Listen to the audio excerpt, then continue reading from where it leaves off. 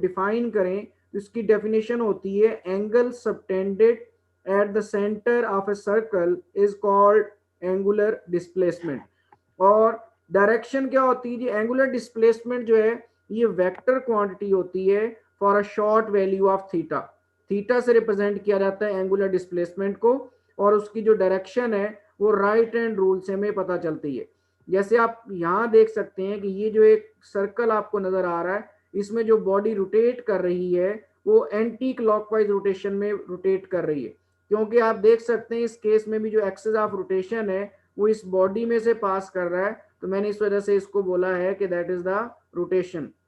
लेकिन अगर आप इसको कंसिडर करें कि ये एक सर्कुलर पाथ है और जो ऑब्जेक्ट है वो यहाँ पे पड़ा हुआ है, तो अब ये बॉडी जो मोशन एग्जीक्यूट करेगी, अब ये जो मोशन होगी वो सर्कुलर मोशन होगी, जो कि ये पॉइंट पी जो है वो एग्जीक्यूट कर रहा है। तो अगर पॉइंट पी सर्कुलर पाथ में एंटी क्लॉकवाइज डायरेक्शन में मूव कर रहा है, तो जो आपका थंब होगा राइट हैंड का वो अपवर्ड होगा, और थंब जो है वो डायरेक्शन को शो करता है, that is the direction of angular displacement. और अगर एंटी क्लॉकवाइज रोटेशन होगी तो जो एंगुलर डिस्प्लेसमेंट की डायरेक्शन होगी वो वर्टिकली अपवर्ड होगी, और एंटी क्लॉकवाइज डायरेक्शन में एंगुलर डिस्प्लेसमेंट को पॉजिटिव कंसीडर किया जाता है।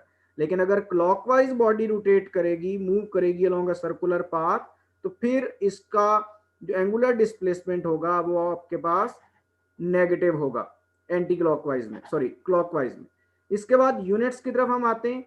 तो एंगुलर डिस्प्लेसमेंट के 3 यूनिट्स जो हम लोग नॉर्मली यूज करते हैं, जिनमें से एक डिग्री होता है, फिर रेवोल्यूशन होता है, और फिर रेडियन होता है।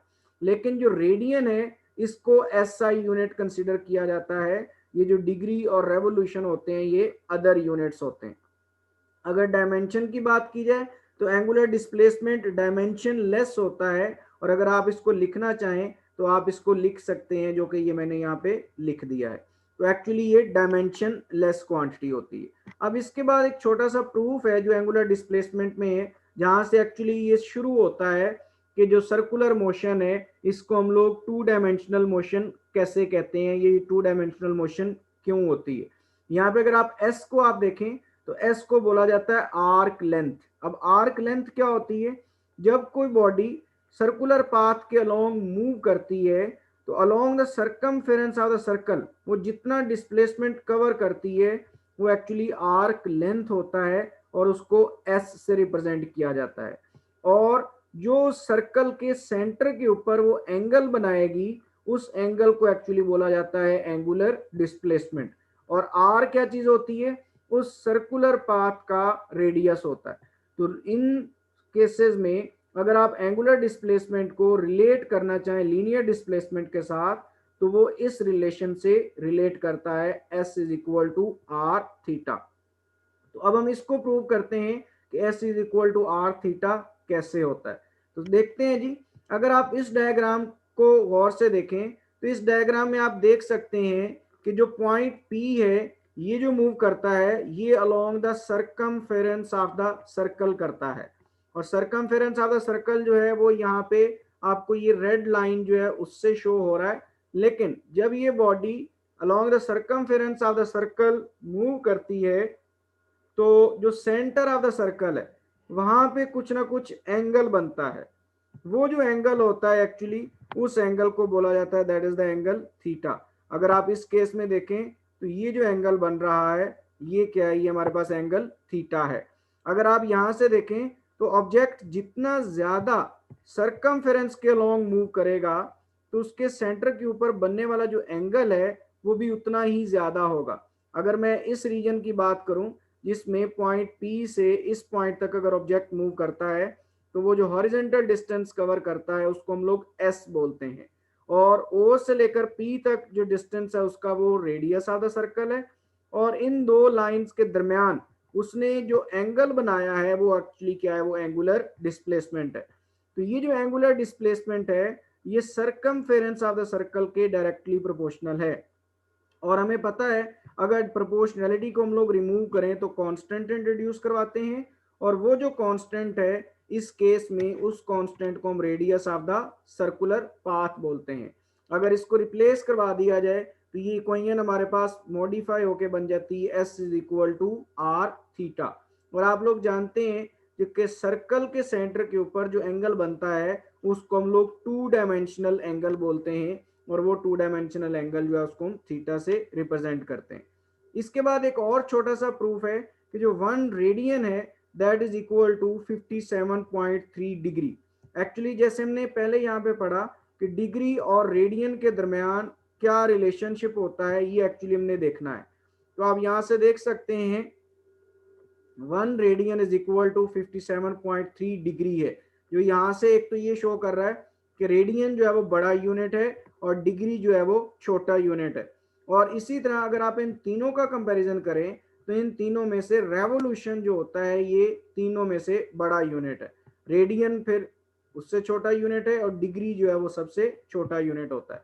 तो आइए इसको प्रूव करते हैं। इसके लिए अगेन हम वही रिलेशन यूज करते हैं S is equal to R theta. अगर इस रिलेशन को आप देखें और फॉर 1 कंप्लीट रोटेशन की बात करें, जब 1 कंप्लीट रोटेशन की बात होती है तो मतलब अगर इस पॉइंट पी से मूव करना शुरू किया है तो सर्कुलर पाथ को कवर करते हुए अगर ये वापस पॉइंट पी तक पहुंचता है तो इसको बोला जाता है 1 कंप्लीट रोटेशन। और 1 कंप्लीट रोटेशन में अगर डिग्री में एंगल देखे जाएं तो वो 360 होते हैं, और अगर रेडियन में देखे जाएं तो वो 2 पाई होते हैं। तो यही वैल्यू यहाँ पे रिप्लेस करवाइए, S is equal to 2 pi R in radian and theta is equal to 360 degree. अगर इसको सिंप्लीफाई करें तो हमारे पास जो रिजल्ट बनेगा वो बनेगा 1 radian is equal to 360 over 2 pi and 1 radian is equal to 57.3 degree. तो इस तरह करके हमने यहाँ पे दो प्रूव किए हैं। एक प्रूव था S is equal to R theta और दूसरा जो प्रूव था ये था 1 radian is equal to 57.3 degree. तो ये स्टूडेंट्स जो है ये छोटे छोटे दो इंपॉर्टेंट प्रूफ थे जो हमने यहाँ पे करने थे। अब आपकी इंफॉर्मेशन के लिए मैंने ये टेबल ऐड किया है कि डिग्री और रेडियन का आपस में रिलेशन एक तो हमने पढ़ लिया कि 1 radian is equal to 57.3 degree है। इसके साथ साथ आप ये भी याद रख सकते हैं जो कि आपको एमसीक्यूज में हेल्प आउट करेगा कि जो 30 डिग्री होता है that is actually pi by 6 radian होता है। इसी तरह 60 डिग्री की अगर आप बात करें तो वो पाई बाय 3 रेडियन होता है। अगर आप 180 डिग्री की बात करें तो वो पाई रेडियन होता है। अगर आप 360 की बात करें तो वो इक्वल टू 2 पाई रेडियन होता है। तो ये चीजें जो है ये आपको पता होनी चाहिए और आपकी फिंगर टिप्स पे होनी चाहिए। स्टूडेंट्स इसी के साथ एक चीज मैं और ऐड करता जाऊं कि हम लोग ये कहते हैं कि जो सर्कुलर मोशन होती है ये 2 डायमेंशनल मोशन होती है। तो क्यों ना हम ये समझ लें कि ये 2 डायमेंशनल मोशन कैसे होती है। सबसे पहले तो आप ये देखें कि 2 डायमेंशनल मोशन का मतलब क्या है।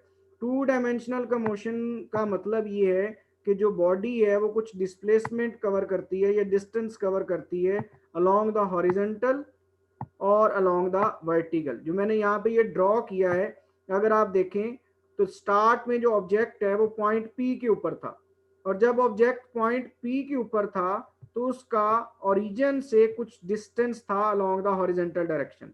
कोई भी डिस्टेंस था उसको आप कह सकते हैं। लेकिन जब ये मूव करना शुरू करता है तो इसका जो डिस्टेंस है हॉरिजॉन्टल से वो क्या हो रहा है, वो कम हो रहा है। अगर लेट से मैं इस पॉइंट की बात करता हूँ तो इस पॉइंट पे मैं इसको ड्रॉ कर देता हूँ यहाँ पे। अगर लेट से इस पॉइंट की बात करते हैं आप तो इस पॉइंट पे आप देखें कि अलोंग द हॉरिजॉन्टल तो इसका जो डिस्टेंस है वो कम हो गया है।